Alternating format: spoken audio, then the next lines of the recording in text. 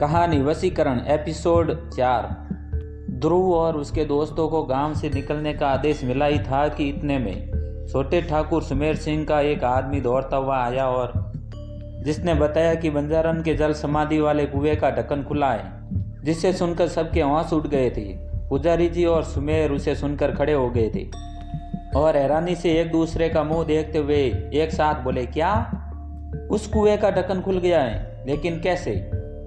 ऐसा कैसे संभव है? जो आदमी ये समाचार लेकर आया था वो आदमी घबराते हुए बोला, पता नहीं मालिक, लेकिन उस कुएं का ढक्कन कई टुकड़ों में बिखरा हुआ है। ऐसा लगता है जैसे किसी वजनदार चीज से ढक्कन को तोड़ा गया है। उसकी ये बात और भी हैरान करने वाली थी, क्योंकि उस कुएं का ढक्कन बहुत ही मजबूती से बनाया गया था। ऐसा संभव ही नहीं था कि उसे तोड़ा जा सके। उसे सिर्फ खोला जा सकता था, और वो भी 7 चाबियों की मदद से, जो कि पिछले 25 सालों में कभी नहीं हुआ। उसका यूं टूट जाना हैरानी के साथ साथ सबको डराने वाला था। तभी वहां पर पंचायत देखने आई एक बूढ़ी औरत रोते हुए बोली, हे भगवान, जाने अब क्या होगा। जाने किसकी नज़र लग गई है हमारे गांव को। पहले उस चिन्ह का मिलना और अब उस कुएं का ढक्कन का खुलना, और ये सब इन शहरी लोगों की वजह से हुआ है। इन लोगों को अभी के अभी इस गांव से बाहर निकालो। उस बूढ़ी औरत के इतना कहने के बाद वहां पर मौजूद लोगों ने एक साथ बोलना शुरू किया, हाँ हाँ, निकालो इसे, अभी के अभी निकालो। और इनके साथ इस सलावा को भी, जो कि हमारे गांव का होकर भी हमारे गांव में मुसीबत लाया है। छलावा और विक्की यहाँ उठ रही आवाज़ों के साथ बहुत ही डर गए थे। विक्की ने धीरे से ध्रुव के कान में कहा, देखा तूने, तुम समझता नहीं है, ये गांव है। ये गांव वाले अपने विश्वास के इतने पक्के हैं कि हमें यहाँ से जल्दी से नहीं निकले तो हमें पक्का मार पड़ेगी, और हो सकता है कि दोबारा हम टांगों पर जा ही ना सकें। विक्की के इतना कहने के बाद ध्रुव ने विक्की को घूर कर देखा। इससे पहले कि ध्रुव कुछ बोलता, सलावा ने कहा, यह सब तुम्हारी जिद का नतीजा है। सुमेर ने गांव वालों को शांत करते हुए कहा, शांत हो जाइए आप लोग, हम खुद वहां पर जाकर देखेंगे कि क्या हुआ है। मैं खुद वहां पर जाकर देखूंगा कि हुआ क्या है, उसके बाद ही कोई फैसला लिया जाएगा। आप सभी निश्चिंत रहिए, हम आप तक मुसीबत नहीं पहुंचने देंगे। इतना कहकर सुमेर सिंह पुजारी जी के साथ उस कुएं की तरफ बढ़ गया, और उनके पीछे पीछे ध्रुव, विक्की, अनन्या और गांव की पूरी फौज चल पड़ी। ध्रुव ऊपर से तो बहुत हौसला दिखा रहा था, लेकिन अंदर ही अंदर से वो बहुत डर गया था। कहीं सच में तो उसकी गलती की वजह से ये सब नहीं हुआ है। लेकिन फिर वो अपने मन को समझाते हुए बोला, नहीं नहीं ध्रुव, तू ये क्या सोच रहा है? तू ये सब अंधविश्वास को कैसे मान सकता है? हो ना हो ये किसी गांव वाले की ही साजिश है। इतना सोचकर उसने मन ही मन में फैसला किया कि मेरे ऊपर जो इंजाम लगा है उसे हटा कर ही रहूँगा। तब तक सभी लोग कुएं के पास पहुंच चुके थे, और वहां का नज़ारा देखकर सभी लोग हैरान रह गए, क्योंकि कुएं का वो ढक्कन कई टुकड़ों में टूटकर इधर उधर बिखरा हुआ था। चारों तरफ देखते हुए पुजारी जी ने बोला, यहाँ पर वो हुआ है जो नहीं होना चाहिए था। इस ढक्कन को मंत्रों के साथ रखा गया था, और इसे मंत्रों के साथ ही खोला जा सकता था। यह किसी इंसान के बस की बात तो नहीं है। सुमेर उस कुएं की तरफ देखकर बोला, मतलब अब एक बार फिर से गांव में रूह बली शुरू होगी? पुजारी जी हाँ में सर हिलाते हुए बोले, लगता तो ऐसा ही है। यह सब सुनकर सलावा डरते हुए बोला, क्या क्या वो सच में आज़ाद हो गई? ये सुनकर पुजारी जी सोचते हुए बोले, होना तो नहीं चाहिए, क्योंकि गुरु देवदत्त ने अपने मंत्रों के साथ उसे बांधा गया था। लेकिन ये सब है क्या, ये हमें भी समझ में नहीं आ रहा। ये सब आपको समझ में नहीं आएगा तो हम लोग कहाँ पर जाएंगे? सलावा ने पुजारी जी से पूछा। लेकिन इस बार पुजारी से पहले ध्रुव बोला, हाँ, लेकिन ऐसा भी तो हो सकता है कि उस मंत्रों की समय सीमा हो। इस संसार में कोई स्थायी तो है नहीं। ध्रुव की उसकी बात सुनकर सभी उसे हैरानी से देखने लगे, और विक्की उसे हैरानी से देखते हुए बोला, तू ये क्या बोल रहा है? ध्रुव लापरवाही से बोला, पता नहीं यार, पर मैं ये सब जानता हूँ। पुजारी जी ध्रुव को देखते हुए बोले, ध्रुव, आपकी बात तो सही है, लेकिन मैं देवदत्त को जानता हूँ। उनके मंत्रों का असर इतनी जल्दी खत्म नहीं होना चाहिए। तो अब हमें क्या करना चाहिए पुजारी जी? वो छाया जो इस गांव में 25 साल पहले मंडरा रहा था, वो फिर से लौट आया है। इस बार सुमेर की आवाज़ में चिंता थी। पुजारी जी ने सुमेर के कंधों पर हाथ रखते हुए कहा, संकट तो बहुत बड़ा है सुमेर बाबू, और उम्मीद है कि वो इस बार उससे बहुत ही विकराल रूप में लौटे। लेकिन हमें जल्द से जल्द इसका कोई उपाय करना होगा।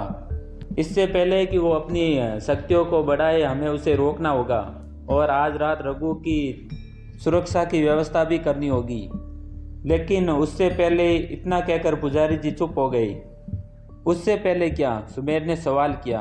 पुजारी जी ने गंभीरता से बोला, उससे पहले मुझे आज वशीकरण खंडर पर जाकर मुझे कुछ ढूंढना है।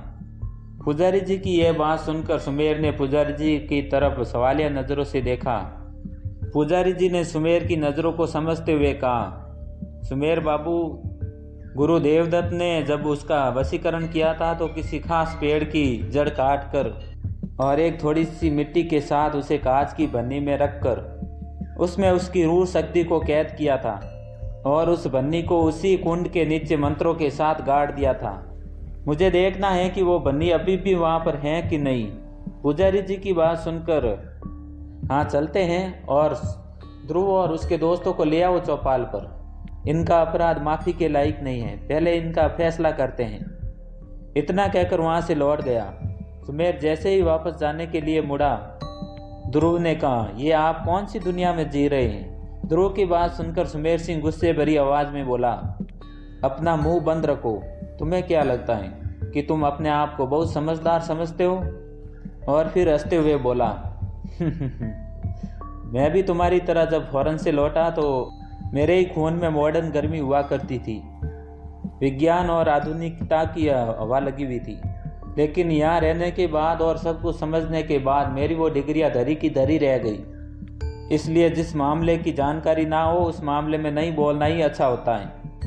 इतना कहकर वो वहाँ से लौट गया और उसके आदमी ध्रुव और विकी को वहाँ से लेकर उसके पीछे पीछे चल पड़े। ध्रुव ने छलावा से कहा, छलावा, तुम्हें भी पता है ना हमने सिर्फ वहाँ पर मजाक किया था। तुम लोग फालतू में इसे इतना बड़ा बढ़ा रहे हो। तुम लोगों को हमारे लिए कुछ करना होगा। छलावा ने उसे चुप कराते हुए कहा, चुप हो जाओ, तुम लोगों से सब लोग नाराज हैं। छलावा की बात सुनकर ध्रुव ने गुस्से से कहा, तुम लोग बेमतलब की बातों और वसूलों के पीछे पड़े हो। 25 साल पहले तुम लोगों ने एक औरत को मार दिया और आज भी वैसे ही हो। उन लोगों को चौपाल पर ले आया गया था। और छलावा से कहा, छलावा, ये लोग तो शहर के हैं लेकिन तुम तो इस गांव के हो ना, तुमसे ये सब कैसे हो गया? छलावा अपने हाथ जोड़कर उनके पैरों में बैठ गया और बोला, मुझे माफ़ कर दो मालिक, मैंने इन लोगों को बहुत रोकने की कोशिश की लेकिन ये शहरी लोग नहीं माने। ध्रुव ने आत्म भरे विश्वास से कहा, मुझे नहीं लगता कि मैंने कोई गलती की है और जिसकी सज़ा मुझे मिलनी चाहिए। बाकी आपके यहाँ तो अंधा कानून है। सुमेर सिंह हंसते हुए ध्रुव के पास आया और उसके कंधे को थपथपाते हुए बोला, अब तक तो मुझे ऐसा लग रहा था कि तुम लोगों को गांव से धक्के मार कर निकाल दिया जाए, लेकिन तुम्हारा जोश मुझे पसंद आया और अब तुम्हारी सज़ा ये है कि तुम अब इस गांव से बाहर कहीं नहीं जाओगे और तब तक नहीं जाओगे जब तक हम लोग इस मुसीबत से ना निकल जाएं। ध्रुव सुमेर सिंह की आंखों में देखते हुए कहा, मुझे आपका ये सुझाव पसंद आया। मुझ पर जो इल्ज़ाम लगे हैं कि मेरी वजह से ये मुसीबतें आई हैं तो मैं इसको मिटा कर जाऊंगा और आप लोगों को दिखा दूंगा कि आप सब लोग ये जो अंधविश्वास रखते हैं ये सब ऐसा कुछ नहीं होता। पुजारी जी जो इन दोनों की बातें सुन रहे थे वो बीच में बोल पड़े, ये फैसला आपने ठीक किया सुमेर बाबू। ये संभव था कि इन लोगों की वजह से वो मुसीबत आई हैं तो ये लोग गांव से बाहर जाते तो इसके पीछे पीछे वो मुसीबत भी इस गांव से आज़ाद हो जाती और फिर उसे काबू में करना असंभव हो जाता। इसलिए बेहतर यही होगा कि ये लोग इस गांव की सीमा में ही रहें। सब लोग अपनी अपनी बातें कह रहे थे लेकिन अनन्या को देखकर ऐसा लग रहा था कि उसके चेहरे पर बहुत ही सुकून था और उसको इन बातों से कोई फर्क नहीं पड़ रहा हो, बल्कि वो तो ये सब बातें मज़े से सुन रही थी। पुजारी जी ने छलावा को कहा, इन सब को ले जाओ और इन सब पर नज़र रखना। छलावा हाथ जोड़ते हुए कहा, जी। इतना कहकर छलावा इन तीनों को लेकर विकी की घर की तरफ चला गया। दूसरी तरफ पुजारी जी सुमेर सिंह को लेकर रघु की घर की तरफ रवाना हो गए, क्योंकि रघु ही अब ऐसा इंसान था जिसके सर पर सबसे पहले खतरा मंडरा रहा था, क्योंकि उसी के घर के बाहर बंजारन का वो चिन्ह मिला था। छोटे ठाकुर ने अपने साथ कुछ आदमियों को लिया इसलिए कि वो रघु के घर के बाहर उसकी सुरक्षा रखे। पुजारी जी ने जब ये सब देखा तो वो सुमेर सिंह से बोले, सुमेर बाबू, आपको क्या लगता है कि आपके लोग उस मुसीबत को रोक सकते हैं? सुमेर सिंह ने इनकार में सिर हिलाते हुए कहा, नहीं पुजारी जी, मैं जानता हूँ कि वो मुसीबत मेरे इन लोगों से कहीं ऊपर है, और आज अमावस की रात है तो मैं सिर्फ कोशिश तो कर सकता हूँ। मैं नहीं चाहता कि वो मौत का सिलसिला फिर से शुरू हो जाए और हंसता हुआ गांव फिर से शमशान में तकलीफ हो जाए। मेरे बाबा ने जिंदगी दांव पर लगा दी इस गांव और इस गांव वालों की सुरक्षा के लिए, और अब ये मेरा फर्ज है कि मैं अपने गांव और अपने लोगों की सुरक्षा करूं।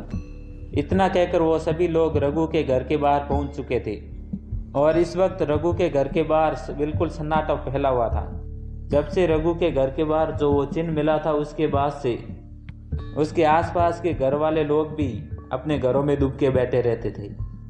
पुजारी जी ने रघु के घर का दरवाज़ा खटखटाया था और उसकी पत्नी बिंदिया डरते हुए बाहर आई और पुजारी जी को देखकर अपने हाथ जोड़ते हुए बोली, पुजारी जी, सुना है कि उस कुएं का ढक्कन खुल गया है, अब क्या होगा? मेरे पति को बचाइए। उसके बाद पुजारी जी बोले, घबराओ मत, सुमेर बाबू अपने कुछ लोगों को तुम्हारे घर के बाहर छोड़ते हैं ताकि वो रघु की सुरक्षा कर सके। लेकिन फिर चाहे जो कुछ भी हो जाए, लेकिन सूर्यास्त के बाद अपने घर का दरवाज़ा मत खोलना। हो सकता है कि तुम्हें छलने के लिए अलग अलग तरह की आवाज़ लगाई जाए। इतना कहकर पुजारी जी ने अपने झोले में से एक मुट्ठी चावल का आटा निकाला और उसे अपनी मुट्ठी में लेकर कुछ मंत्र बोलते हुए रघु के घर की तरफ उस आटे से सफ़ेद निशान बना दिया। उसके बाद पुजारी जी ने बिंदिया से कहा, देखो, किसी भी हालत में रघु ये सीमा ना लांघ पाए, और इतना समझ लो कि ये रघु के लिए लक्ष्मण रेखा है, और इतना समझ लो कि आज की रात निकल गई तो तुम्हारे पति को बचाना मुश्किल नहीं होगा। पुजारी जी की यह बात सुनकर बिंदिया पुजारी जी को हाथ जोड़कर अपने घर के अंदर चली गई। पुजारी जी ने सुमेर सिंह से कहा, आज अमावस्या है और हमें कुछ ठोस कदम उठाना पड़ेगा, वरना ये मौत हो गई तो उसके बाद हमें ये सिलसिला रोकना बहुत ही मुश्किल हो जाएगा, और अब तो देवदत्त भी नहीं है, हम क्या करेंगे? इसलिए आप जाइए, मैं यहीं रुकूंगा और यहीं से वशीकरण खंडर जाऊंगा, और मुझे वहां जाकर उस बन्नी को खोजना है। सुमेर सिंह ने लंबी सांस लेते हुए कहा, आप सही कह रहे हैं पुजारी जी। दूसरी तरफ ध्रुव विकी के घर पर चहलकदमी कर रहा था। ध्रुव को इस तरह फिरता देखकर छलावा उसके पास आया और बोला, क्या बात है, अब क्यों परेशान हो तुम? तुम्हारी वजह से तो पूरा गांव परेशान है। छलावा की यह बात सुनकर ध्रुव ने छलावा की तरफ गुस्से भरी नज़र से देखा। तुम तो मुझसे बात भी मत करो, तुम इतने बड़े डरपोक हो कि मुझे यह पता भी नहीं था। तुम्हारी वजह से ही ये मुसीबत हुई है। तुम ना पुजारी जी को ये सब ना उगलते तो ये सब मुसीबत होती ही नहीं, और अब तक तो हम लोग अपने अपने घर भी पहुंच चुके होते। छलावा ने ध्रुव की तरफ देखते हुए कहा, तुम शहरी लोग सच में बहुत ही मतलबी होते हो। हमें इस मुसीबत में फंसा दिया और अब भी अपने बारे में सोच रहे हो। इस बार छलावा की बात से ध्रुव का लहजा कुछ ठंडा पड़ा और कुछ सोचते हुए बोला, देखो छलावा, मैं तुम लोगों को एक बार फिर से कहूँगा कि ये सब अंधविश्वास है।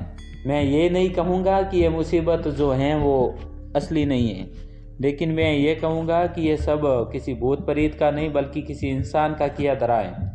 ये किसका किया धरा है और किसका नहीं, इसका फैसला आज अमावस की रात हो जाएगा, और जब तक इसका फैसला नहीं होता हम यहाँ से कहीं नहीं जा सकते।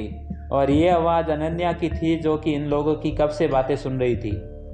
ध्रुव ने चौंकते हुए अनन्या की तरफ देखा और बोला, थैंक गॉड कि तुमने कुछ बोला।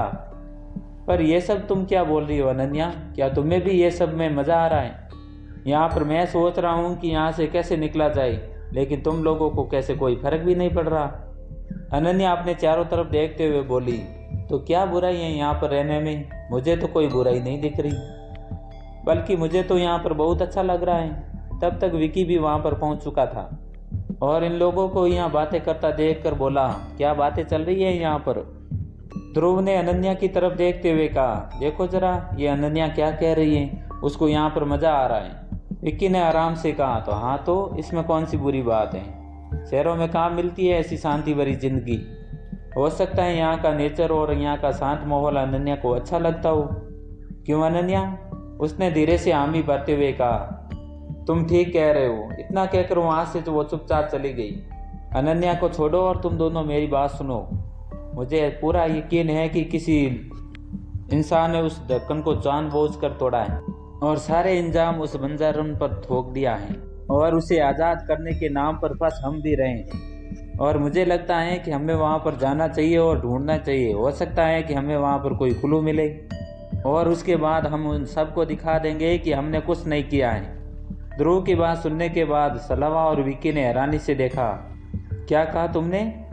इतनी रात में हम वहाँ पर जाएंगे जबकि बाहर का माहौल ऐसा है कि सब हमारे पीछे ही पड़े हैं। सलावा ने साफ इनकार करते हुए कहा, देखो मैं अब तुम्हारे किसी भी पागलपन में साथ देने वाला नहीं हूँ। हम पहले ही बहुत बड़ी मुसीबत को नियता दे चुके हैं, अब नहीं। लेकिन ध्रुव तो पहले ही जिद पर अड़ा हुआ था। कुछ देर की बहस सुनने के बाद सलावा ने हार मानते हुए कहा, मैं तो तुम्हें वहाँ पर लेने जाने वाला नहीं, क्योंकि उसके आसपास छोटे ठाकुर ने अपने आदमियों को लगा दिया है ताकि कोई गलती से भी वहाँ पर नहीं जाए। लेकिन तुम्हें उस मौत के मुंह में जाना है तो जाओ। देखो मैं वहाँ पर अकेला नहीं जा सकता, क्योंकि वहाँ पर जाने के लिए सीधे रास्ते से हम लोग नहीं जा सकते। यदि सीधे रास्ते से जाएंगे तो हमें कोई भी देख सकता है और तुम तो वहाँ के सारे रास्ते जानते हो। सलावा ने साफ इनकार करते हुए कहा, मैं बिल्कुल नहीं जाऊँगा। तो कोई ऐसा हो जो हमें वहाँ तक ले जाए, मैं उसे पैसे देने के लिए तैयार हूँ, 1000 2000। उसकी बात सुनने के बाद सलावा ने कहा, मैं ऐसे एक इंसान को जानता हूँ जो पैसों के लिए तुम्हें कुएं तक क्या कुएं के अंदर धक्का भी दे सकता है। और इतना कहने के बाद वो वहाँ से चला गया और करीब 15 मिनट बाद वो वापस आया और उसके साथ एक दुबला पतला मरियल सा लड़का था। ध्रुव ने उस लड़के को देखा तो वो हैरानी से बोला, ये तुम किसे उठा लाए? इसका नाम जुल्मी है और ये हमारे गांव का ही है, ये तुम्हारा काम कर देगा। सलावा की बात सुनकर विक्की ने जुल्मी की तरफ देखा, जिसने लाल शर्ट और पीली पैंट और सर पर पीला चश्मा लगा कर रखा था। उसे देखकर विक्की हंसते हुए बोला, ये जुल्मी है, इसे देखकर तो लगता है कि ये किसी के जुल्मों का शिकार है। विक्की की बात सुनकर ध्रुव को भी हंसी आ गई और उसने उस जुल्मी की तरफ देखते हुए बोला, तो तुम्हें सलावा ने बता दिया ना कि तुम्हें क्या करना है? ध्रुव की बात सुनकर वो लड़का अपना दांत दिखाते हुए बोला, चिंता ना करो, हम तुम्हें वहाँ पर सुरक्षित डिलीवर कर देंगे। उसकी बात सुनकर ध्रुव ने मुस्कुराते हुए कहा, डिलीवर? अरे भाई क्या ढीला करोगे? उसकी बात सुनकर विकी हंसता हुआ बोला, अरे डिलीवर नहीं, डिलीवर। इंग्लिश तो बहुत अच्छा बोलते हो। अच्छा ये बताओ कि हमें वहाँ पर डिलीवर करने के लिए कोरियर चार्ज कितना लोगे? विकी की बात सुनकर जुल्मी ने अपने आंखों पर पीला चश्मा लगाया और बोला, अब आप लोग सलावा के दोस्त हैं और सलावा मतलब मेरा क्लोज फ्रेंड, मतलब मेरा यार। इस नाते आप भी मेरे यार हैं, तो दे देना अपनी मर्जी से। जुल्मी की ये चापलूसी वाली बात सुनकर सलावा उसे डांटते हुए बोला, ये नाटक बंद करो और बात कर ले, बाद में मुझे कोई झमेला नहीं चाहिए। सलावा की बात सुनकर जुल्मी जल्दी से बोला, 2500 रुपये से कम नहीं, और ऐसा रास्ते से ले जाएंगे कि रास्ते को भी भनक नहीं लगेगा। ध्रुव जुल्मी की पकाऊ बातों से ऊब कर बोला, यार हम रास्ते से चलकर जाएंगे या रास्ते से उड़कर? रास्ते को भी भनक नहीं लगेगी, क्या बकवास है।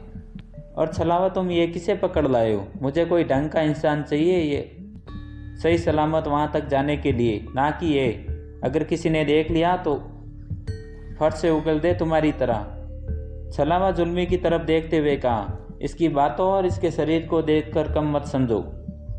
विक्की समझ रहा था कि फिर से ध्रुव और सलावा के बीच बहस हो सकती है, इसलिए हाँ तो जुल्मी भैया चलें? जुल्मी अपने बालों पर हाथ फेरते हुए कहा। थोड़ी देर बाद जब रात गहराने लगे तब रात गहरी हो चुकी थी और 3 छाए पाली गांव के पीछे वाली नदी के रास्ते, और ये तीनों जुल्मी, ध्रुव और विक्की थे और जुल्मी सबसे आगे था। आधी रात के समय पानी की आवाज़ आ रही थी। आसपास से छोटे मोटे जानवरों की आवाज़ से माहौल बहुत डरावना लग रहा था। विक्की ने देखा कि जुल्मी बहुत फुर्ती से आगे बढ़ रहा था। विक्की ने मजाक करते हुए कहा, आराम से जुल्मी, इन नाजुक रास्तों पर इतना बोझ मत ठाओ, और तुम्हारी कमर पर जो लचक आ गई तो हम लोगों को उठाकर चलना पड़ेगा। विक्की की बात सुनकर जुल्मी गुस्से से बोला, ये गांव की धूप और हवा में पला बड़ा शरीर है, तुम्हारे शहरों का एसी हीटर का शरीर नहीं जो इतनी आसानी से ढह जाए। कहो तो तुम्हें गोद में उठा के चलूं? अरे बाप रे। विक्की हंसता हुआ बोला, जिस पर ध्रुव चिढ़ते हुए बोला, तुम लोगों की ये सहेलियों वाली हंसी मजाक हो गई हो तो अब काम की बात करें। हम उस एरिया को पूरी तरह छानबीन करेंगे। जहाँ तक मैं समझता हूँ वहाँ पर वैसा का वैसा ही होगा। और ऊपर से आज अमावस्या की रात है तो यकीनन वहाँ पर कोई आसपास भी नहीं आएगा। विक्की ने अपना सर हाँ की तरफ हिलाया और थोड़ी देर बाद वो तीनों कुएं की तरफ पहुँच गए। लेकिन वहाँ का मंजर अच्छों का दिल दहलाने से कम नहीं था। अब आगे की कहानी मिलेगी आपको अगले भाग में। यदि आप हमारे चैनल पर नए हैं तो हमारे चैनल को सब्सक्राइब ज़रूर करें और वीडियो को लाइक ज़रूर करें।